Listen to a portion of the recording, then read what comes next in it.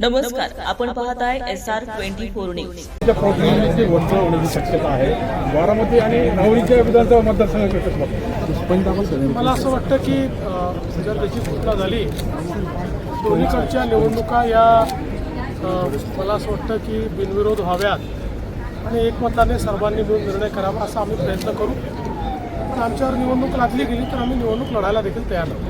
शासनाचे निर्देश असतानाही मुंबईच्या महापौर जे आहेत त्यांच्या गाडीवरती लाल दिवा असल्याचं समोर आलेलं आहे. राज्य शासन या संदर्भात चौकशी करणार. मला असं वाटतं मी त्याची माहिती घेतली. लाल दिवा गाडीवर वगैरे नव्हता, पण बॉनेटच्या ठिकाणी त्या ठिकाणी लाल दिवा होता. त्याच्यात काही महापौरांचा दोष नाही आहे. त्या संदर्भात राज्यामध्ये कोणीही लाल दिवे वापरू नयेत हा जुनाच आपला निर्णय आहे. त्यामुळे महापौरांना त्याची कल्पना आहे. मला असं वाटतं की विनाकारण त्यांना टार्गेट करण्याचा प्रयत्न आहे. अशा प्रकारे टार्गेट करणं योग्य नाही. सध्या गॅसचा तुटवडा नाही, इंधन तुटवडा नाही असं म्हटलं जाते. मात्र युद्ध परिस्थिती जर लांबलीच तर काय आव्हान तुमचं नागरिकांना राहील? मला असं वाटतं की नागरिकांनी केंद्र सरकारच्या निर्देशाप्रमाणे वागलं पाहिजे.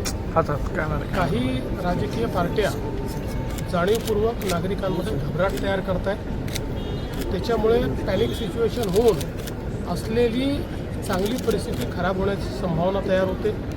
लोक साठवणूक करतील. जर त्यांच्या मनामध्ये अशा प्रकारची भीती निर्माण केली तर त्यामुळे या सगळ्या भीती मनातनं काढून केंद्र सरकार मोदीजी नीट सगळ्या गोष्टी आपल्याकरता पाहत आहेत. त्यावर विश्वास ठेवा. ठरल्यावर